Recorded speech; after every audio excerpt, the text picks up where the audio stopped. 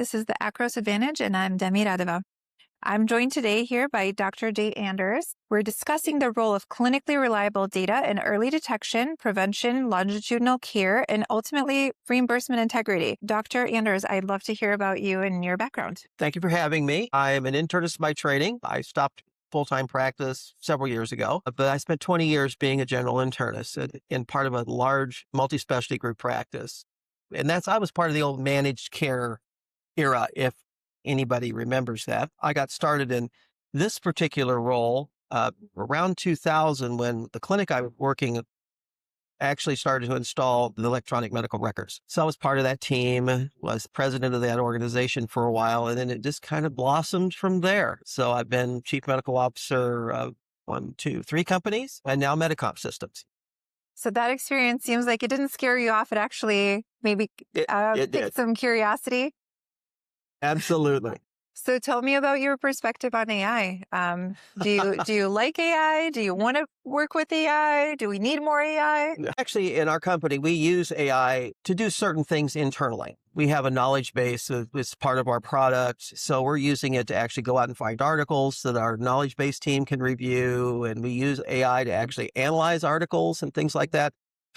We've started to incorporate AI in the MCP world where you could give voice commands or try to use it for what it's really good for, which is talking to something. It deciphers your voice, tells you what you're talking about, and then send that off to do whatever you've told it to do.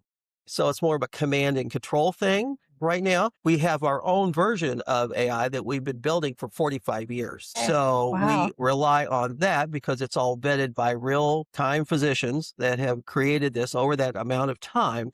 So we augment that with AI kind of layered in to do the things that AI does best.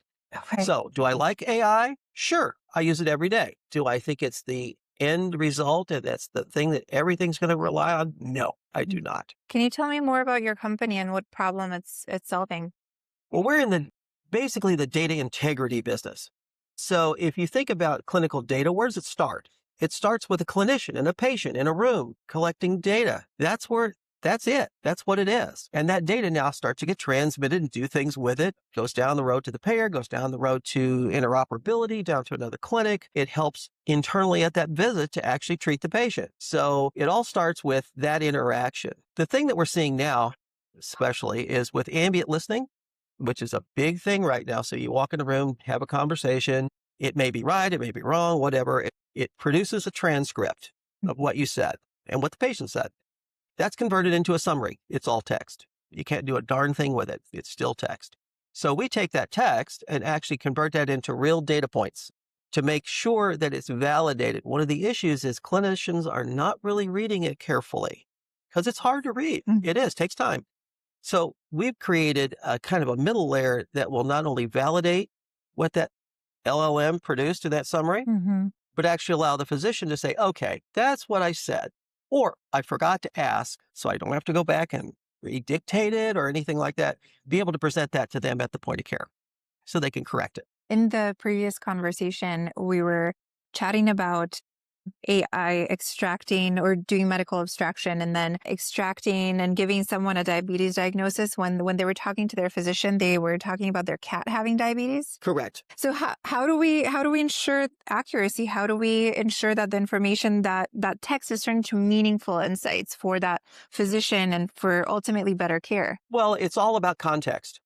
And one of the things that LLMs, they're getting better at this, but it's how do you attribute certain things to certain people? So we have the ability to start to correct that kind of thing. So if it says your cat has diabetes, we're not going to do that. We're going to pick that up and say, no, I don't think we're going to talk about your cat. Is that where the 45 years of That's where the 45 work years comes into place? Yeah, I've never heard anyone mention that length of time of working and creating models. Can you speak a little bit about that? We were kind of AI before AI was cool. Okay, I like it.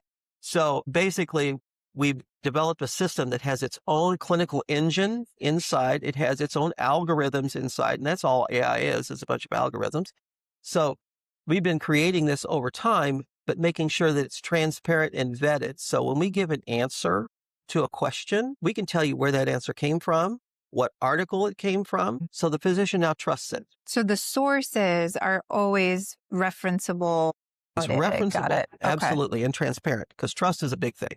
So speaking of longitude and time being important, in the context of early detection and prevention, how critical is structured, clinically relevant data for that longitudinal accuracy? It's critical. It's absolutely critical. Is there an example you can give me? Sure. In my family, I had a family member that was recently diagnosed with breast cancer. She saw 5 different physicians. And in those 5 different physician interviews, they all used ambient listening. I would always read their outputs. So it's all part of the patient summary. There were 3 glaring medical errors attributing to her a diagnosis that she didn't have. Okay. So it's critical that the data be right and correct. And the only place to correct that is a time when the patient's there with you. Because once it gets into a medical record, it's there almost forever. Very hard to get out. And I've had people that are friends of mine that have been denied insurance because they have a diagnosis that they got attributed to that they don't have. So it's that critical.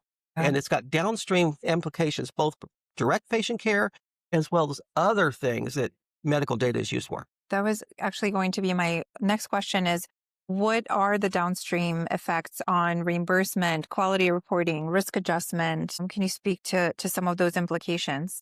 Well, I'll take that in pieces. When you look at, I'll go back to my old managed care days. If you don't have accurate diagnoses, you can't have accurate payment. It just doesn't work. If you don't have data points to support whatever it is you're billing for or sending a claim for, that's a big issue. And what happens in the past, it still happens now. You submit the claims comes back and said, oh, by the way, there's this and this we don't have. Well, you didn't either pick it up or it's not in there. So you have to correct it. So we try to put the care first, because if the care is okay, if the documentation is adequate, the claim will go through. So when it comes down to payment, you got to have good data to support that. The other longitudinal things I just discussed, where you've had people denied insurance, you've had people. These are real issues. Real issues. They're on a medication they're not supposed to be on. My own primary care, I've had issues with my own medical record. So she asked me just at my last visit about 2 weeks ago, she said, can I use my ambient listening thing? I said, sure, as long as you read it. Because you know what I have. It's extremely important. And you really don't know where the tentacles go. That's the other thing. You don't know where that medical record is sent. You know who's reading it. They all have permission to. I understand that. Payers, other clinics, interoperability, transmissions, things like that. If it's not correct, downstream, it gets that same information. Oh, you've got this. No, you don't. Our CEO's been dying of, by the way, liver cancer for 25 years. Because he can't get it out of his medical record. It was put in there inaccurately. And it happens all the time. So there are issues here that you've got to be sure that what you put in, it all starts with that initial data gathering. What you put in is good and correct. I want to unpack the founder story more, but I'm also really curious. So I recently went to a visit and the physician put his phone right in front of me and said, is it okay if I record?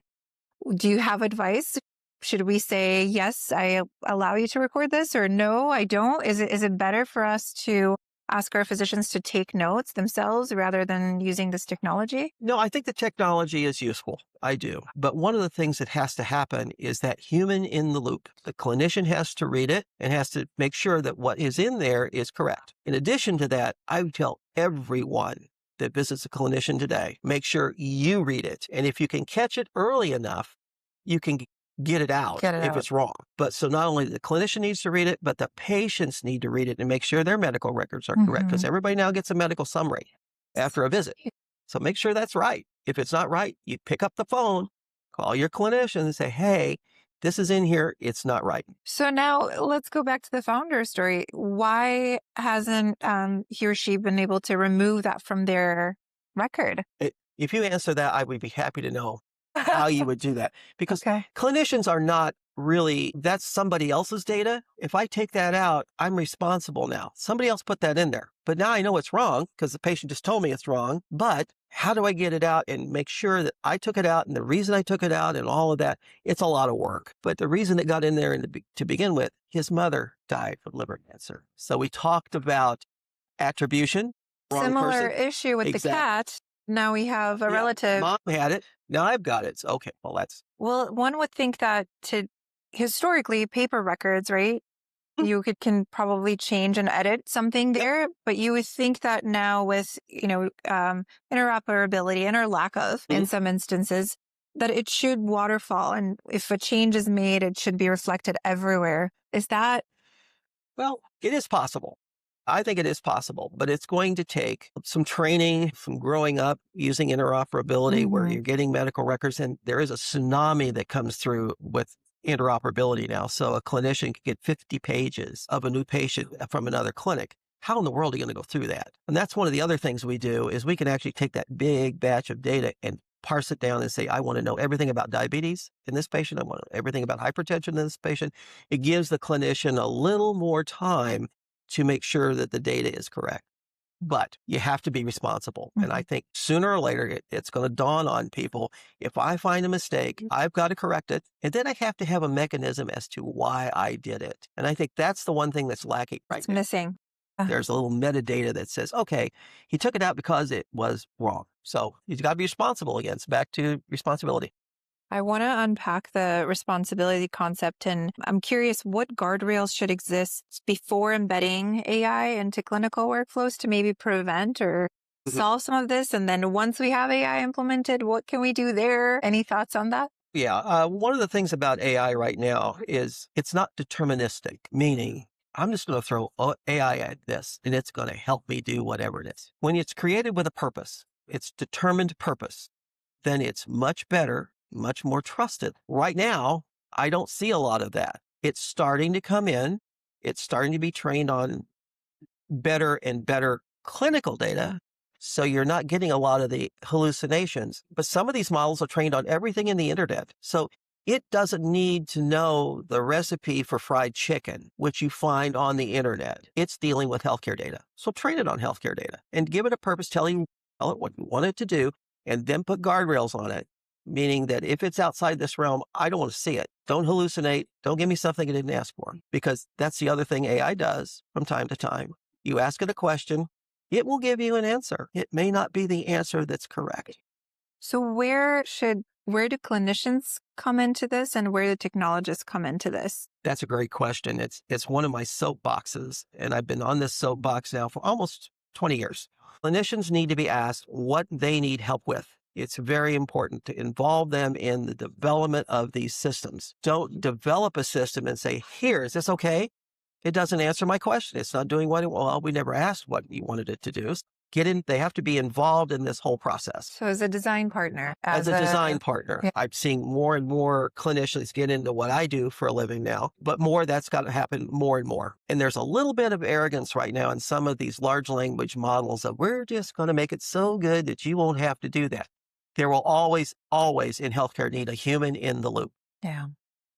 Because going down the responsibility road, I read this wonderful article the other day. So if an AI system takes my history, asks me questions, writes a prescription, gives me a diagnosis, why is the clinician signing the chart? Because somebody has to take responsibility. And these systems don't do that. They're just there. And if there's not a human in the loop, it's kind of Dodge City in 1865. So big ethical questions on who owns that responsibility today and are going forward. Is there anything you'd like to leave our audience with? I've probably said this many times to other people. If you're a clinician and you're using these systems and you think it's not doing what you think it should do, you need to speak up and say, this isn't doing what I asked it to do, or it's making mistakes, or get involved with, instead of complaining, give a solution. Say, I wish it did this. Why is it not doing that? Be involved, because we just don't have enough of that. Is that the reason behind why you as a clinician have really kind of gotten into the space? Well, people have asked me that question before several times. When I was a practicing internist, I would see 4,000 or 5,000 patients a year. In this job, I can help hundreds of thousands of patients get it right and help the clinicians not burn out and give them a better experience. The scale of impact is very different. Very, very different. And I loved what I did as a practicing doc. I went through that myself when I was like, do I go to med school or do I work within payers and reimbursement? And so I really went for that scale of impact. So amazing. Well, thank you so much for your time. And this has been great. Thank you so much for having me.